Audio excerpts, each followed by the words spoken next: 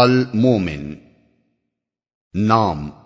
آیت 28 کے فقرے وقال رجل مؤمن من آل فرعون سے ماخوذ ہے، یعنی وہ سورہ جس میں اس خاص مومن کا ذکر آیا ہے۔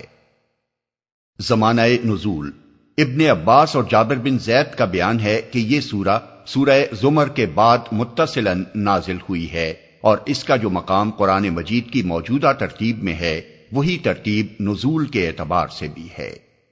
حالات نزول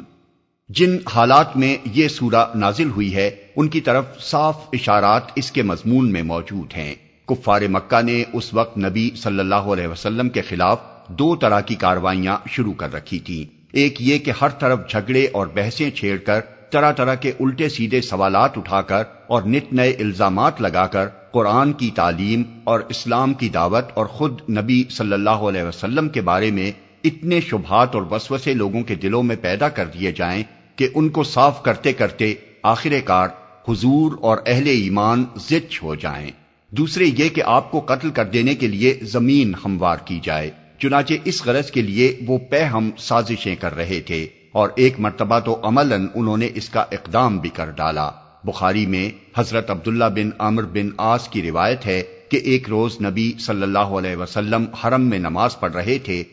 یکایک عقبہ بن ابی معیط آگے بڑھا اور اس نے آپ کی گردن میں کپڑا ڈال کر اسے بل دینا شروع کر دیا تاکہ گلا گھونٹ کر آپ کو مار ڈالے، مگر عین وقت پر حضرت ابو بکر پہنچ گئے اور انہوں نے دھکا دے کر اسے ہٹا دیا۔ حضرت عبداللہ کا بیان ہے کہ جس وقت ابو بکر صدیق اس ظالم سے کشمکش کر رہے تھے اس وقت ان کی زبان پر یہ الفاظ جاری تھے کہ کیا تم ایک شخص کو صرف اس قصور میں مارے ڈالتے ہو کہ وہ کہتا ہے میرا رب اللہ ہے۔ تھوڑے اختلاف کے ساتھ یہ واقعہ سیرت ابن حشام میں بھی منقول ہوا ہے، اور نسائی اور ابن ابی حاتم نے بھی اسے روایت کیا ہے۔ موضوع اور مباحث صورتحال کے ان دونوں پہلوؤں کو آغاز تقریر ہی میں صاف صاف بیان کر دیا گیا ہے، اور پھر آگے کی پوری تقریر انہی دونوں پر ایک انتہائی مؤثر اور سبق آموز تبصرہ ہے۔ قتل کی سازشوں کے جواب میں مومن آل فرعون کا قصہ سنایا گیا ہے۔ آیات 23 تا 55 اور اس قصے کے پیرائے میں 3 گروہوں کو 3 مختلف سبق دیے گئے ہیں۔ ایک، کفار کو بتایا گیا ہے کہ جو کچھ تم محمد صلی اللہ علیہ وسلم کے ساتھ کرنا چاہتے ہو یہی کچھ اپنی طاقت کے بھروسے پر فرعون حضرت موسیٰ کے ساتھ کرنا چاہتا تھا۔ اب کیا یہ حرکتیں کر کے تم بھی اسی انجام سے دوچار ہونا چاہتے ہو جس سے وہ دوچار ہوا؟ 2، محمد صلی اللہ علیہ وسلم اور آپ کے پیرووں کو سبق دیا گیا ہے کہ یہ ظالم بظاہر خواہ کتنے ہی بالادست اور چیرہ دست ہوں، اور ان کے مقابلے میں تم خواہ کتنے ہی کمزور اور بے بس ہو، مگر تمہیں یقین رکھنا چاہیے کہ جس خدا کے دین کا بول بالا کرنے کے لیے تم کام کر رہے ہو اس کی طاقت ہر دوسری طاقت پر بھاری ہے، لہٰذا جو بڑی سے بڑی خوفناک دھمکی بھی یہ تمہیں دے سکتے ہیں اس کے جواب میں بس خدا کی پناہ مانگ لو، اور اس کے بعد بالکل بے خوف ہو کر اپنے کام میں لگ جاؤ۔ خدا پرست کے پاس ظالم کی ہر دھمکی کا بس ایک ہی جواب ہے، اور وہ ہے انی عذتو بربی و ربکم من کل متکبر لا یؤمن بیوم الحساب۔ اس طرح خدا کے بھروسے پر خطرات سے بے پرواہ ہو کر کام کرو گے تو آخر کار اس کی نصرت آ کر رہے گی، اور آج کے فرعون بھی وہی کچھ دیکھ لیں گے جو کل کے فرعون دیکھ چکے ہیں۔ وہ وقت آنے تک ظلم و ستم کے جو طوفان بھی امڈ امڈ کر آئیں انہیں صبر کے ساتھ تمہیں برداشت کرنا ہی ہوگا۔ 3، ان 2 گروہوں کے علاوہ ایک تیسرا گروہ بھی معاشرے میں موجود تھا، اور وہ ان لوگوں کا گروہ تھا جو دلوں میں جان چکے تھے کہ حق محمد صلی اللہ علیہ وسلم ہی کے ساتھ ہے اور کفار قریش سراسر زیادتی کر رہے ہیں، مگر یہ جان لینے کے باوجود وہ خاموشی کے ساتھ حق و باطل کی اس کشمکش کا تماشا دیکھ رہے تھے۔ اللہ تعالیٰ نے اس موقع پر ان کے ضمیر کو جھنجھوڑا ہے اور انہیں بتایا ہے کہ جب حق کے دشمن علانیہ تمہاری آنکھوں کے سامنے اتنا بڑا ظالمانہ اقدام کرنے پر تل گئے ہیں تو حیف ہے تم پر اگر اب بھی تم بیٹھے تماشا ہی دیکھتے رہو۔ اس حالت میں جس شخص کا ضمیر بالکل مر نہ چکا ہو اسے تو اٹھ کر وہ فرض انجام دینا چاہیے جو فرعون کے بھرے دربار میں اس کے اپنے درباریوں میں سے ایک راست باز آدمی نے اس وقت انجام دیا تھا جب فرعون نے حضرت موسیٰ کو قتل کرنا چاہا تھا۔ جو مصلحتیں تمہیں زبان کھولنے سے باز رکھ رہی ہیں، یہی مصلحتیں اس شخص کے آگے بھی راستہ روک کر کھڑی ہوئی تھیں، مگر اس نے افوض امری الی اللہ کہہ کر ان ساری مصلحتوں کو ٹھکرا دیا، اور اس کے بعد دیکھ لو کہ فرعون اس کا کچھ بھی نہ بگاڑ سکا۔ اب رہا کفار کا وہ مجادلہ جو حق کو نیچا دکھانے کے لیے مکہ معظمہ میں شب و روز جاری تھا، تو اس کے جواب میں ایک طرف دلائل سے توحید اور آخرت کے ان عقائد کا برحق ہونا ثابت کیا گیا ہے جو محمد صلی اللہ علیہ وسلم اور کفار کے درمیان اصل بنائے نزاع تھے،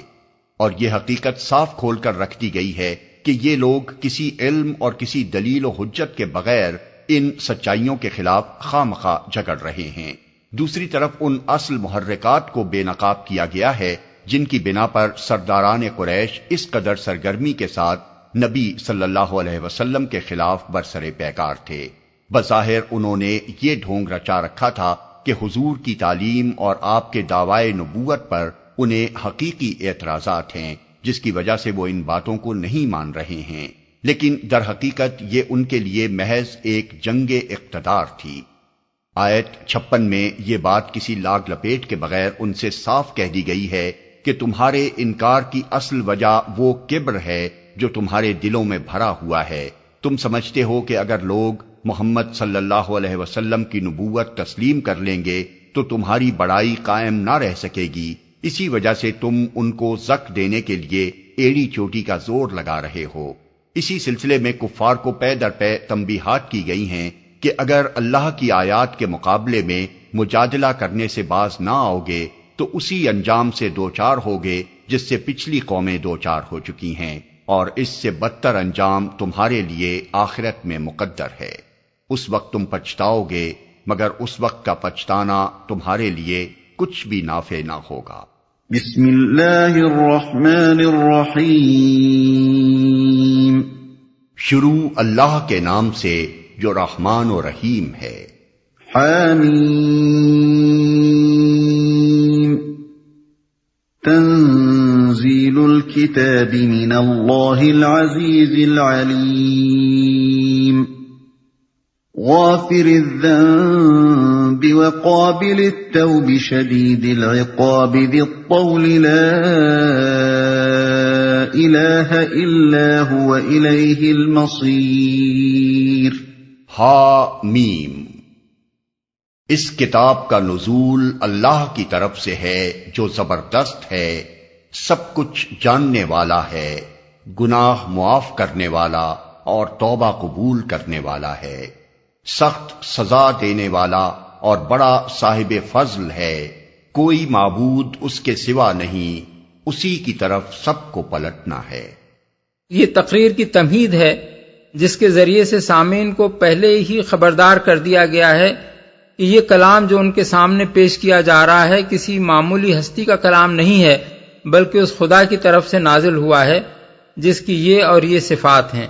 پھر پے در پے اللہ تعالیٰ کی چند صفات بیان کی گئی ہیں جو آگے کے مضمون سے گہری مناسبت رکھتی ہیں۔ اول یہ کہ وہ زبردست ہے،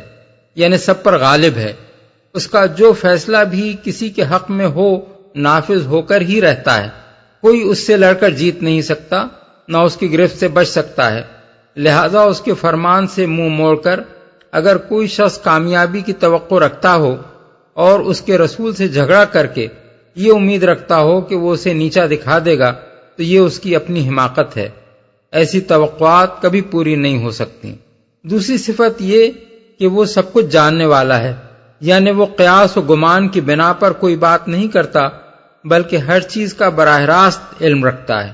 اس لیے ماورائے حس و ادراک حقیقتوں کے متعلق جو معلومات وہ دے رہا ہے صرف وہی صحیح ہو سکتی ہیں، اور ان کو نہ ماننے کے معنی یہ ہیں کہ آدمی خوامخواہ جہالت کی پیروی کرے۔ اسی طرح وہ جانتا ہے کہ انسان کی فلاح کس چیز میں ہے اور کون سے اصول و قوانین اور احکام اس کی بہتری کے لیے ضروری ہیں۔ اس کی ہر تعلیم حکمت اور علم صحیح پر مبنی ہے جس میں غلطی کا امکان نہیں ہے، لہذا اس کی ہدایات کو قبول نہ کرنے کے معنی یہ ہیں کہ آدمی خود اپنی تباہی کے راستے پر جانا چاہتا ہے۔ پھر انسانوں کی حرکات و سکنات میں سے کوئی چیز اس سے چھپی نہیں رہ سکتی، حتیٰ کہ وہ ان نیتوں اور ارادوں تک کو جانتا ہے جو انسانی افعال کے اصل محرک ہوتے ہیں۔ اس لیے انسان کسی بہانے اس کی سزا سے بچ کر نہیں نکل سکتا۔ تیسری صفت یہ کہ وہ گناہ معاف کرنے والا ہے اور توبہ قبول کرنے والا ہے۔ یہ امید اور ترغیب دلانے والی صفت ہے جو اس غرض سے بیان کی گئی ہے کہ جو لوگ اب تک سرکشی کرتے رہے ہیں وہ مایوس نہ ہوں، بلکہ یہ سمجھتے ہوئے اپنی روش پر نظر ثانی کریں کہ اگر اب بھی وہ اس روش سے باز آ جائیں تو اللہ کے دامن رحمت میں جگہ پا سکتے ہیں۔ اس جگہ یہ بات سمجھ لینی چاہیے کہ گناہ معاف کرنا اور توبہ قبول کرنا لازماً ایک ہی چیز کے دو عنوان نہیں ہیں،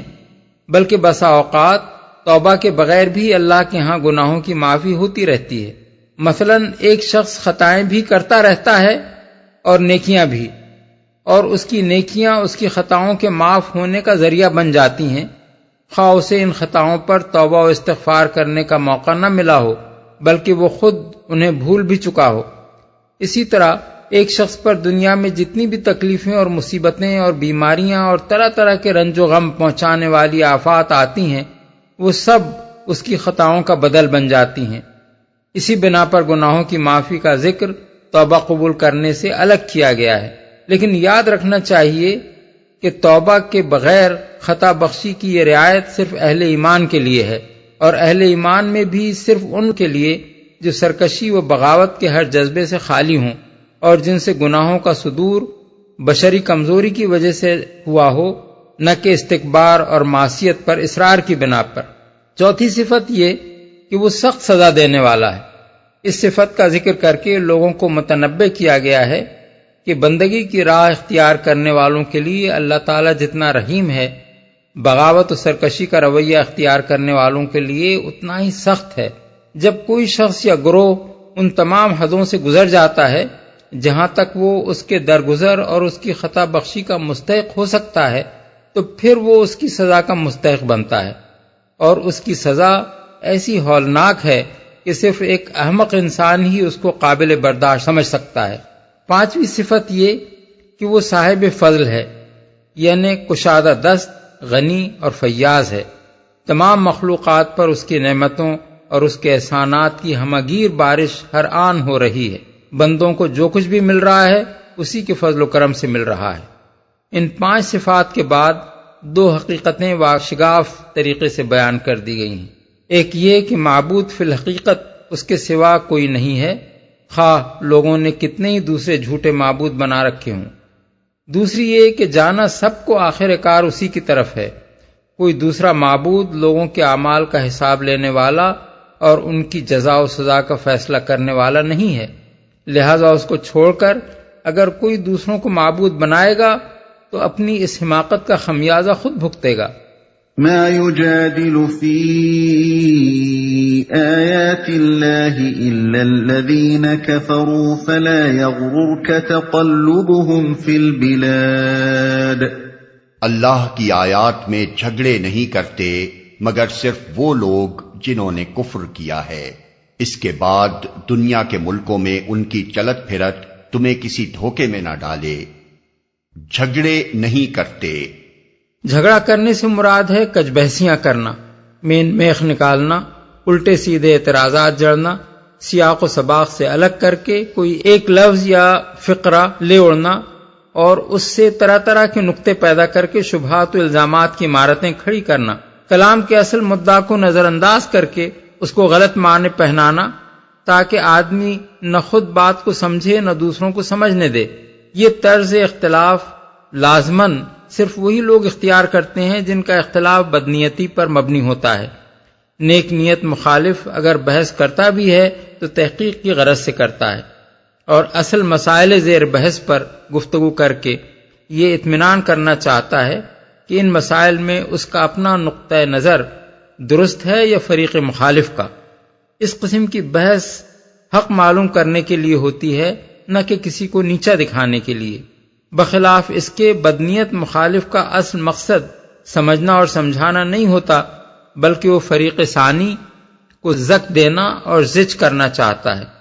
اور بحث کے میدان میں اس لیے اترتا ہے کہ دوسرے کی بات کسی طرح چلنے نہیں دینی ہے، اسی وجہ سے وہ کبھی اصل مسائل کا سامنا نہیں کرتا بلکہ ہمیشہ اطراف ہی میں چھاپے مارتا رہتا ہے۔ جنہوں نے کفر کیا ہے، کفر کا لفظ یہاں دو معنوں میں استعمال ہوا ہے، ایک کفران نعمت، دوسرے انکار حق۔ پہلے معنی کے لحاظ سے اس فقرے کا مطلب یہ ہے کہ اللہ کی آیات کے مقابلے میں یہ طرز عمل صرف وہ لوگ اختیار کرتے ہیں جو اس کے احسانات کو بھول گئے ہیں اور جنہیں یہ احساس نہیں رہا ہے کہ اسی کی نعمتیں ہیں جن کے بل پر وہ پل رہے ہیں۔ دوسرے معنی کے لحاظ سے مطلب یہ ہے کہ یہ طرز عمل صرف وہی لوگ اختیار کرتے ہیں جنہوں نے حق سے منہ موڑ لیا ہے اور اسے نہ ماننے کا فیصلہ کر لیا ہے۔ سیاق و سباق کو نگاہ میں رکھنے سے یہ بات بالکل واضح ہو جاتی ہے کہ یہاں کفر کرنے والے سے مراد ہر وہ شخص نہیں ہے جو مسلمان نہ ہو، اس لیے کہ جو غیر مسلم اسلام کو سمجھنے کی غرض سے نیک نیتی کے ساتھ بحث کرے اور تحقیق کی غرض سے وہ باتیں سمجھنے کی کوشش کرے جن کے سمجھنے میں اسے زحمت پیش آ رہی ہو، اگرچہ اسلام قبول کرنے سے پہلے تک اصطلاحاً ہوتا وہ بھی کافر ہی ہے، لیکن ظاہر ہے کہ اس پر وہ بات راست نہیں آتی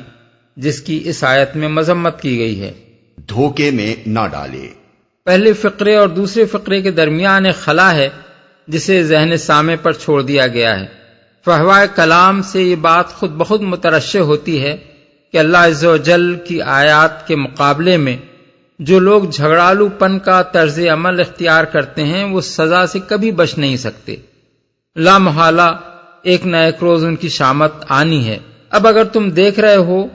کہ وہ لوگ یہ سب کچھ کر کے بھی خدا کی زمین میں اطمینان سے دندناتے پھر رہے ہیں اور ان کے کاروبار خوب چمک رہے ہیں اور ان کی حکومتیں بڑی شان سے چل رہی ہیں اور وہ خوب داد عیش دے رہے ہیں، تو اس دھوکے میں نہ پڑ جاؤ کہ وہ خدا کی پکڑ سے بچ نکلے ہیں یا خدا کی آیات سے جنگ کوئی کھیل ہے جسے تفریح کے طور پر کھیلا جا سکتا ہے اور اس کا کوئی برا نتیجہ اس کھیل کے کھلاڑیوں کو کبھی نہ دیکھنا پڑے گا۔ یہ تو دراصل ایک مہلت ہے جو خدا کی طرف سے ان کو مل رہی ہے۔ اس مہلت سے غلط فائدہ اٹھا کر جو لوگ جس قدر زیادہ شرارتیں کرتے ہیں ان کی کشتی اسی قدر زیادہ بھر کر ڈوبتی ہے۔ كذبت قبلهم قوم نوح والأحزاب من بعدهم وهمت كل أمة برسولهم ليأخذوه وجادلوا بالباطل ليدحضوا به الحق فأخذتهم فكيف كان عقاب۔ ان سے پہلے نوح کی قوم بھی جھٹلا چکی ہے اور اس کے بعد بہت سے دوسرے جتھوں نے بھی یہ کام کیا ہے۔ ہر قوم اپنے رسول پر جھپٹی تاکہ اسے گرفتار کرے، ان سب نے باطل کے ہتھیاروں سے حق کو نیچا دکھانے کی کوشش کی، مگر آخر کار میں نے ان کو پکڑ لیا، پھر دیکھ لو کہ میری سزا کیسی سخت تھی۔ وَكَذَلِكَ حَقَّتْ كَلِمَةُ رَبِّكَ عَلَى الَّذِينَ كَفَرُوا أَنَّهُمْ أَصْحَابُ النَّارِ۔ اسی طرح تیرے رب کا یہ فیصلہ بھی ان سب لوگوں پر چسپاں ہو چکا ہے جو کفر کے مرتکب ہوئے ہیں کہ وہ واصل بجہنم ہونے والے ہیں۔ یعنی دنیا میں جو عذاب ان پر آیا وہ ان کی آخری سزا نہ تھی، بلکہ اللہ نے یہ فیصلہ بھی ان کے حق میں کر دیا ہے کہ ان کو واصل بجہنم ہونا ہے۔ ایک دوسرا مطلب اس آیت کا یہ بھی ہو سکتا ہے کہ جس طرح پچھلی قوموں کی شامت آ چکی ہے، اسی طرح اب جو لوگ کفر کر رہے ہیں ان کے حق میں بھی اللہ کا یہ فیصلہ طے شدہ ہے کہ وہ واصل بجہنم ہونے والے ہیں۔ الذين يحملون العرش ومن حوله يسبحون بحمد ربهم ويؤمنون به ويستغفرون للذين آمنوا ربنا وسعت كل شيء رحمة وعلما فاغفر للذين تابوا واتبعوا سبيلك وقهم عذاب الجحيم۔ عرش الہی کے حامل فرشتے اور وہ جو عرش کے گرد و پیش حاضر رہتے ہیں سب اپنے رب کی حمد کے ساتھ اس کی تسبیح کر رہے ہیں، وہ اس پر ایمان رکھتے ہیں اور ایمان لانے والوں کے حق میں دعائے مغفرت کرتے ہیں۔ وہ کہتے ہیں اے ہمارے رب، تو اپنی رحمت اور اپنے علم کے ساتھ ہر چیز پر چھایا ہوا ہے، پس معاف کر دے اور عذاب دوزخ سے بچا لے ان لوگوں کو جنہوں نے توبہ کی ہے اور تیرا راستہ اختیار کر لیا ہے۔ دعائے مغفرت کرتے ہیں۔ یہ بات نبی صلی اللہ علیہ وسلم کے ساتھیوں کی تسلی کے لیے ارشاد ہوئی ہے۔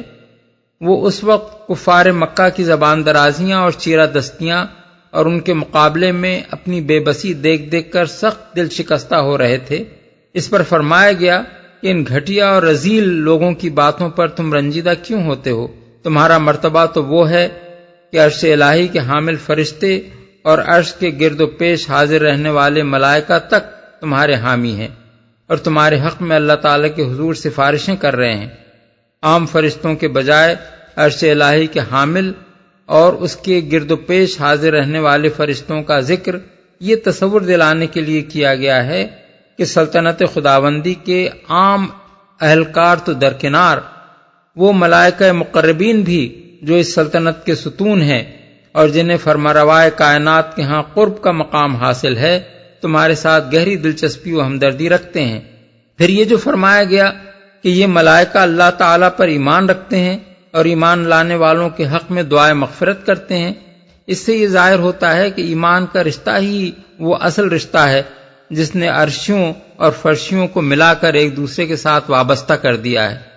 اور اسی تعلق کی وجہ سے عرش کے قریب رہنے والے فرشتوں کو زمین پر بسنے والے ان خاکی انسانوں سے دلچسپی پیدا ہوئی ہے جو انہی کی طرح اللہ پر ایمان رکھتے ہیں۔ فرشتوں کے اللہ پر ایمان رکھنے کا مطلب یہ نہیں ہے کہ وہ کفر کر سکتے تھے مگر انہوں نے اسے چھوڑ کر ایمان اختیار کیا، بلکہ اس کا مطلب یہ ہے کہ وہ اللہ وحدہ لا شریک ہی کا اقتدار مانتے ہیں، کوئی دوسری ہستی ایسی نہیں ہے جو انہیں حکم دینے والی ہو اور وہ اس کے آگے سر اطاعت جھکاتے ہوں۔ یہی مسلک جب ایمان لانے والے انسانوں نے بھی اختیار کر لیا تو اتنے بڑے اختلاف جنس اور بعد مقام کے باوجود ان کے اور فرشتوں کے درمیان ہم مشربی کا مضبوط تعلق قائم ہو گیا۔ ہر چیز پر چھایا ہوا ہے، یعنی اپنے بندوں کی کمزوریاں اور لغزشیں اور خطائیں تجھ سے چھپی ہوئی نہیں ہیں، بے شک تو سب کچھ جانتا ہے، مگر تیرے علم کی طرح تیرا دامن رحمت بھی تو وسیع ہے، اس لیے ان کی خطاؤں کو جاننے کے باوجود ان غریبوں کو بخش دے۔ دوسرا مطلب یہ بھی ہو سکتا ہے کہ بربنائے رحمت ان سب لوگوں کو بخش دے جن کو بربنائے علم تو جانتا ہے کہ انہوں نے سچے دل سے توبہ کی ہے اور فی الواقع تیرا راستہ اختیار کر لیا ہے۔ عذاب دوزخ سے بچا لے۔ معاف کرنا اور عذاب دوزخ سے بچا لینا اگرچہ صریحاً لازم و ملزوم ہے، اور ایک بات کا ذکر کر دینے کے بعد دوسری بات کہنے کی بظاہر کوئی حاجت نہیں رہتی، لیکن اس طرز بیان سے دراصل اہل ایمان کے ساتھ فرشتوں کی گہری دلچسپی کا اظہار ہوتا ہے۔ قاعدے کی بات ہے کہ کسی معاملے میں جس شخص کے دل کو لگی ہوئی ہوتی ہے وہ جب حاکم سے گزارش کرنے کا موقع پا لیتا ہے تو پھر وہ الحاح کے ساتھ ایک ہی درخواست کو بار بار طرح طرح سے پیش کرتا ہے، اور ایک بات بس ایک دفعہ عرض کر کے اس کی تسلی نہیں ہوتی۔ تیرا راستہ اختیار کر لیا ہے، یعنی نافرمانی چھوڑ دی ہے، سرکشی سے باز آ گئے ہیں اور فرمانبرداری اختیار کر کے زندگی کے اس راستے پر چلنے لگے ہیں جو تو نے خود بتایا ہے۔ ربنا وأدخلهم جنات عدن التي وعدتهم ومن صلح من آبائهم وأزواجهم وذرياتهم إنك أنت العزيز الحكيم وقهم السيئات ومن تق السيئات يومئذ فقد رحمته وذلك هو الفوز العظيم۔ اے ہمارے رب، اور داخل کر ان کو ہمیشہ رہنے والی ان جنتوں میں جن کا تو نے ان سے وعدہ کیا ہے، اور ان کے والدین اور بیویوں اور اولاد میں سے جو صالح ہوں ان کو بھی وہاں ان کے ساتھ ہی پہنچا دے۔ تو بلا شبہ قادر مطلق اور حکیم ہے، اور بچا دے ان کو برائیوں سے۔ جس کو تو نے قیامت کے دن برائیوں سے بچا دیا، اس پر تو نے بڑا رحم کیا، یہی بڑی کامیابی ہے۔ ان سے وعدہ کیا ہے۔ اس میں بھی وہی الحاح کی کیفیت پائی جاتی ہے جس کی طرف اوپر ہم نے اشارہ کیا ہے۔ ظاہر ہے کہ معاف کرنا اور دوزخ سے بچا لینا آپ جنت میں داخل کرنے کو مستلزم ہے، اور پھر جس جنت کا اللہ نے خود مومنین سے وعدہ کیا ہے، بظاہر اسی کے لیے مومنین کے حق میں دعا کرنا غیر ضروری معلوم ہوتا ہے، لیکن اہل ایمان کے لیے فرشتوں کے دل میں جذبہ خیرخواہی کا اتنا جوش ہے کہ وہ اپنی طرف سے ان کے حق میں کلمہ خیر کہتے ہی چلے جاتے ہیں، حالانکہ انہیں معلوم ہے کہ اللہ تعالیٰ یہ سب مہربانیاں ان کے ساتھ کرنے والا ہے۔ ان کے ساتھ ہی پہنچا دے،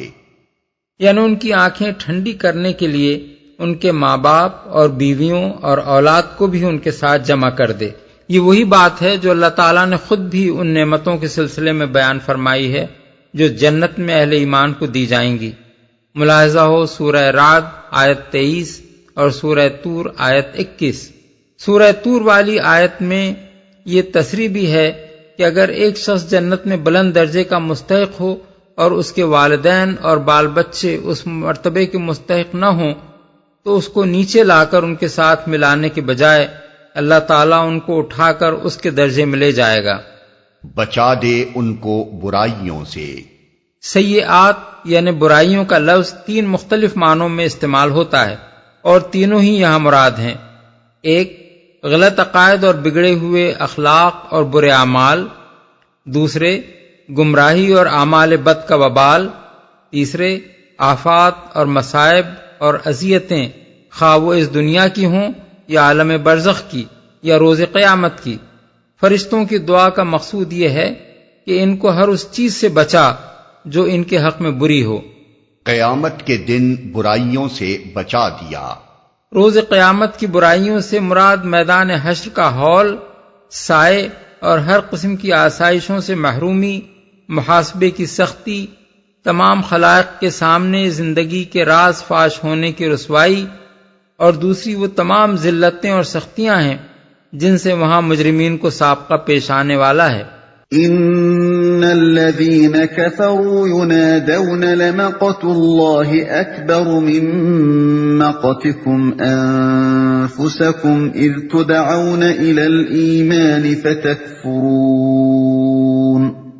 جن لوگوں نے کفر کیا ہے قیامت کے روز ان کو پکار کر کہا جائے گا، آج تمہیں جتنا شدید غصہ اپنے اوپر آ رہا ہے، اللہ تم پر اس سے زیادہ غضبناک اس وقت ہوتا تھا جب تمہیں ایمان کی طرف بلایا جاتا تھا اور تم کفر کرتے تھے۔ یعنی کفار جب قیامت کے روز دیکھیں گے کہ انہوں نے دنیا میں شرک و دہریت، انکار آخرت اور رسولوں کی مخالفت پر اپنے پورے کارنامہ حیات کی بنیاد رکھ کر کتنی بڑی حماقت کی ہے، اور اس حماقت کی بدولت اب وہ کس انجام بد سے دوچار ہوئے ہیں، تو وہ اپنی انگلیاں چبائیں گے اور جھنجلا جھنجلا کر اپنے آپ کو خود کوسنے لگیں گے۔ اس وقت فرشتے ان سے پکار کر کہیں گے کہ آج تو تمہیں اپنے اوپر بڑا غصہ آ رہا ہے، مگر کل جب تمہیں اس انجام سے بچانے کے لیے اللہ تعالیٰ کے انبیاء اور دوسرے نیک لوگ راہ راست کی طرف دعوت دیتے تھے اور تم ان کی دعوت کو ٹھکراتے تھے، اس وقت اللہ تعالیٰ کا غضب اس سے زیادہ تم پر بھڑکتا تھا۔ قالوا ربنا امتنا اثنتين واحييتنا اثنتين فاعترفنا بذنوبنا فهل الى خروج من سبيل۔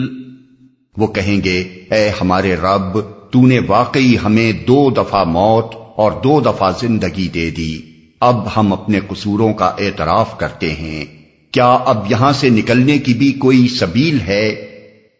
2 دفعہ زندگی دے دی۔ 2 دفعہ موت اور 2 دفعہ زندگی سے مراد وہی چیز ہے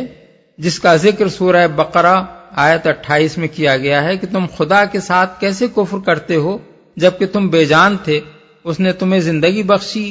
پھر وہ تمہیں موت دے گا اور پھر دوبارہ زندہ کر دے گا،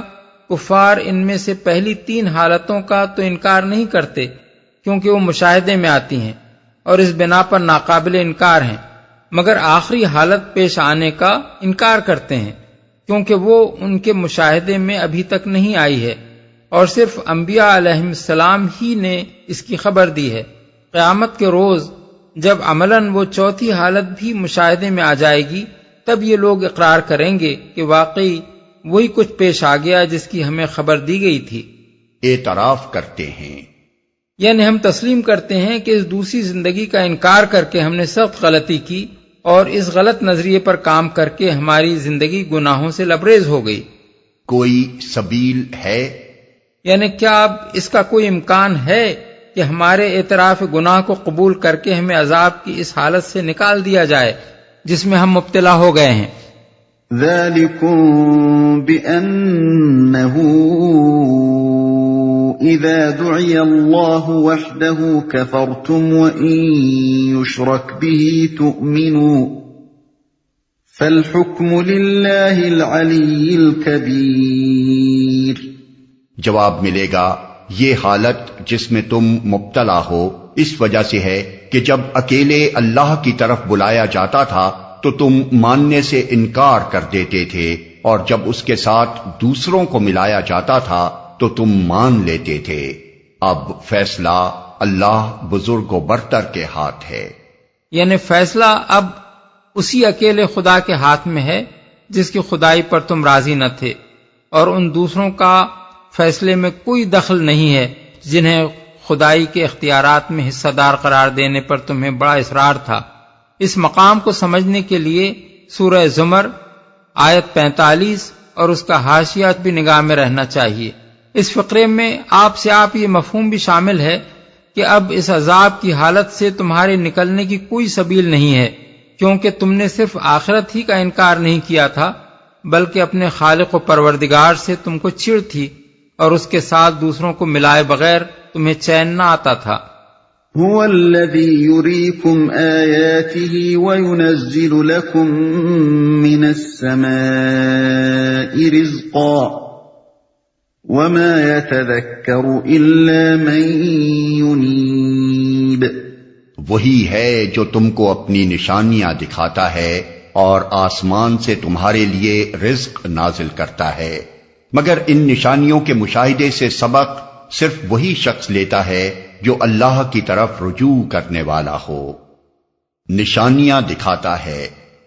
نشانیوں سے مراد وہ نشانیاں ہیں جو اس بات کا پتہ دیتی ہیں کہ اس کائنات کا صانع اور مدبر منتظم ایک خدا اور ایک ہی خدا ہے۔ رزق نازل کرتا ہے، رزق سے مراد یہاں بارش ہے، کیونکہ انسان کو جتنی اقسام کے رزق بھی دنیا میں ملتے ہیں ان سب کا مدار آخر کار بارش پر ہے۔ اللہ تعالیٰ اپنی بے شمار نشانیوں میں سے تنہا اس ایک نشانی کو پیش کر کے لوگوں کو توجہ دلاتا ہے کہ صرف اسی ایک چیز کے انتظام پر تم غور کرو تو تمہاری سمجھ میں آ جائے کہ نظام کائنات کے متعلق جو تصور تم کو قرآن میں دیا جا رہا ہے وہی حقیقت ہے۔ یہ انتظام صرف اسی صورت میں قائم ہو سکتا تھا جبکہ زمین اور اس کی مخلوقات اور پانی اور ہوا اور سورج اور حرارت و برودت سب کا خالق ایک ہی خدا ہو، اور یہ انتظام صرف اسی صورت میں لاکھوں کروڑوں برس تک پہم ایک باقاعدگی سے چل سکتا ہے جبکہ وہی ازلی و ابدی خدا اس کو جاری رکھے، اور اس انتظام کو قائم کرنے والا لازماً ایک حکیم و رحیم پروردگار ہی ہو سکتا ہے جس نے زمین میں انسان اور حیوانات اور نباتات کو جب پیدا کیا تو ٹھیک ٹھیک ان کی ضروریات کے مطابق پانی بھی بنایا، اور پھر اس پانی کو باقاعدگی کے ساتھ روئے زمین پر پہنچانے اور پھیلانے کے لیے یہ حیرت انگیز انتظامات کیے۔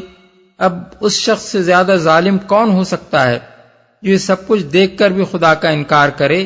یا اس کے ساتھ کچھ دوسری ہستیوں کو بھی خدائی میں شریک ٹھہرائے۔ رجوع کرنے والا ہو،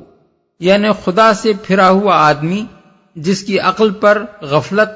یا تعصب کا پردہ پڑا ہوا ہو، کسی چیز کو دیکھ کر بھی کوئی سبق نہیں لے سکتا۔ اس کی حیوانی آنکھیں یہ تو دیکھ لیں گی کہ ہوائیں چلیں، بادل آئے، کڑک چمک ہوئی اور بارش ہو گئی، مگر اس کا انسانی دماغ کبھی یہ نہ سوچے گا یہ سب کچھ کیوں ہو رہا ہے، کون کر رہا ہے، اور مجھ پر اس کے کیا حقوق ہیں۔ فَادْعُوا اللَّهَ مُخْلِصِينَ لَهُ الدِّينَ وَلَوْ كَرِهَ الْكَافِرُونَ، پس اے رجوع کرنے والو، اللہ ہی کو پکارو اپنے دین کو اس کے لیے خالص کر کے، خواہ تمہارا یہ فعل کافروں کو کتنا ہی ناگوار ہو۔ رفيع الدرجات ذو العرش يلقي الروح من أمره على من يشاء من عباده لينذر يوم التلاق يوم هم بارزون لا يخفى على الله منهم شيء لمن الملك اليوم للہ الواحد القہار، وہ بلند درجوں والا مالک عرش ہے، اپنے بندوں میں سے جس پر چاہتا ہے اپنے حکم سے روح نازل کر دیتا ہے تاکہ وہ ملاقات کے دن سے خبردار کر دے۔ وہ دن جبکہ سب لوگ بے پردہ ہوں گے، اللہ سے ان کی کوئی بات بھی چھپی ہوئی نہ ہوگی۔ اس روز پکار کر پوچھا جائے گا آج بادشاہی کس کی ہے؟ سارا عالم پکار اٹھے گا اللہ واحد قہار کی۔ بلند درجوں والا یعنی تمام موجودات سے اس کا مقام بدرجہ بلند ہے۔ کوئی ہستی بھی جو اس کائنات میں موجود ہے، خواہ وہ کوئی فرشتہ ہو یا نبی یا ولی یا اور کوئی مخلوق، اس کا مقام دوسری مخلوقات کے مقابلے میں چاہے کتنا ہی عرفہ و اشرف ہو، مگر اللہ تعالیٰ کے بلند ترین مقام سے اس کے قریب ہونے تک کا تصور نہیں کیا جا سکتا، کجا کہ خدائی صفات و اختیارات میں اس کے شریک ہونے کا گمان کیا جا سکے۔ مالک عرش ہے، یعنی ساری کائنات کا بادشاہ و فرماروا ہے، کائنات کے تخت سلطنت کا مالک ہے، روح نازل کر دیتا ہے۔ روح سے مراد وحی اور نبوت ہے، اور یہ ارشاد کہ اللہ اپنے بندوں میں سے جس پر چاہتا ہے یہ روح نازل کرتا ہے، اس معنی میں ہے کہ اللہ کے فضل پر کسی کا اجارہ نہیں ہے۔ جس طرح کوئی شخص یہ اعتراض کرنے کا حق نہیں رکھتا کہ فلاں شخص کو حسن کیوں دیا گیا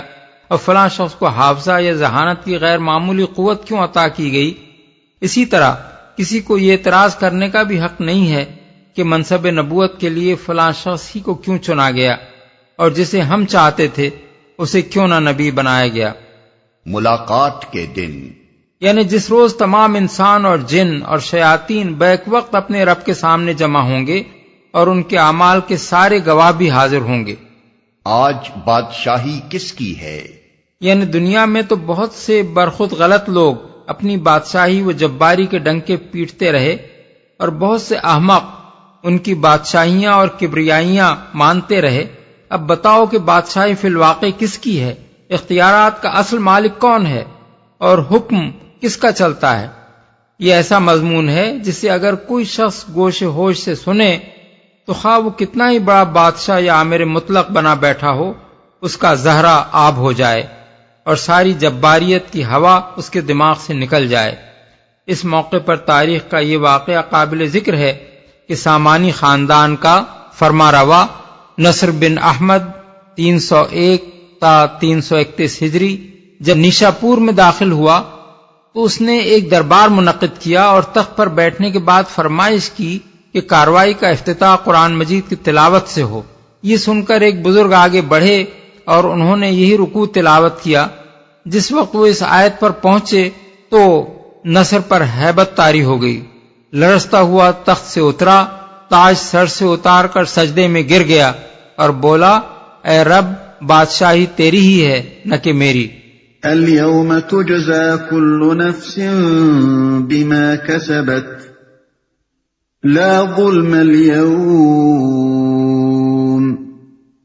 ان اللہ سریع الحساب۔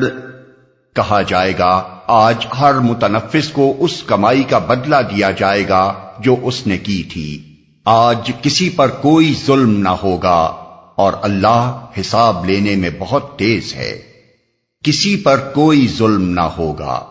یعنی کسی نوعیت کا ظلم بھی نہ ہوگا۔ واضح رہے کہ جزا کے معاملے میں ظلم کی کئی صورتیں ہو سکتی ہیں۔ ایک یہ کہ آدمی اجر کا مستحق ہو اور وہ اس کو نہ دیا جائے، دوسرے یہ کہ وہ جتنے اجر کا مستحق ہو اس سے کم دیا جائے، تیسرے یہ کہ وہ سزا کا مستحق نہ ہو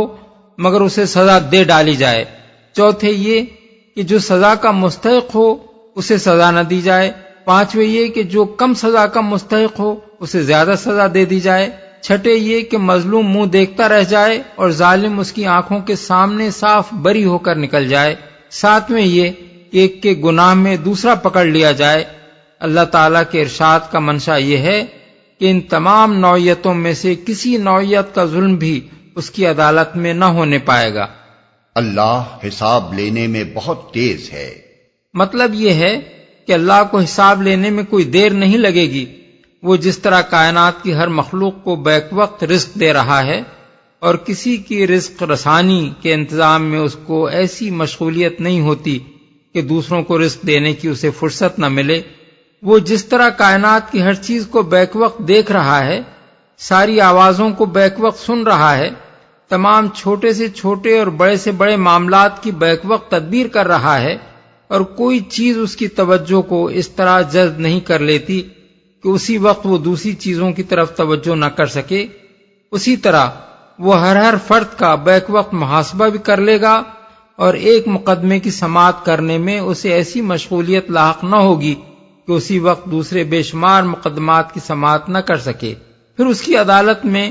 اس بنا پر بھی کوئی تاخیر نہ ہوگی کہ واقعات مقدمہ کی تحقیق اور اس کے لیے شہادتیں فراہم ہونے میں وہاں کوئی مشکل پیش آئے۔ حاکم عدالت براہ راست خود تمام حقائق سے واقف ہوگا، ہر فریق مقدمہ اس کے سامنے بالکل بے نقاب ہوگا اور واقعات کی کھلی کھلی ناقابل انکار شہادتیں چھوٹی سے چھوٹی جزئی تفصیلات تک کے ساتھ بلا تاخیر پیش ہو جائیں گی، اس لیے ہر مقدمے کا فیصلہ جھٹپٹ ہو جائے گا۔ وَأَنذِرْهُمْ يَوْمَ الْآزِفَةِ إِذِ الْقُلُوبُ لَدَى الْحَنَاجِرِ كَاظِمِينَ مَا لِلظَّالِمِينَ مِنْ حَمِيمٍ وَلَا شَفِيعٍ يُطَاعُ۔ اے نبی، ڈرا دو ان لوگوں کو اس دن سے جو قریب آ لگا ہے، جب کلیجے منہ کو آ رہے ہوں گے اور لوگ چپ چاپ غم کے گھونٹ پیے کھڑے ہوں گے، ظالموں کا نہ کوئی مشفق دوست ہوگا اور نہ کوئی شفیع جس کی بات مانی جائے، جو قریب آ لگا ہے۔ قرآن مجید میں لوگوں کو بار بار یہ احساس دلایا گیا ہے کہ قیامت ان سے کچھ دور نہیں ہے بلکہ قریب ہی لگی کھڑی ہے اور ہر لمحہ آ سکتی ہے۔ کہیں فرمایا اتی امر اللہ فلا تستعجلوہ، النحل آیت 1۔ کہیں ارشاد ہوا اقترب للناس حسابہم وہم فی غفلۃ معرضون، الانبیاء آیت 1۔ کہیں متنبہ کیا گیا اقتربت الساعۃ وانشق القمر، القمر آیت 1۔ کہیں فرمایا گیا ازفت الازفۃ لیس لہا من دون اللہ کاشفہ، النجم آیت 57۔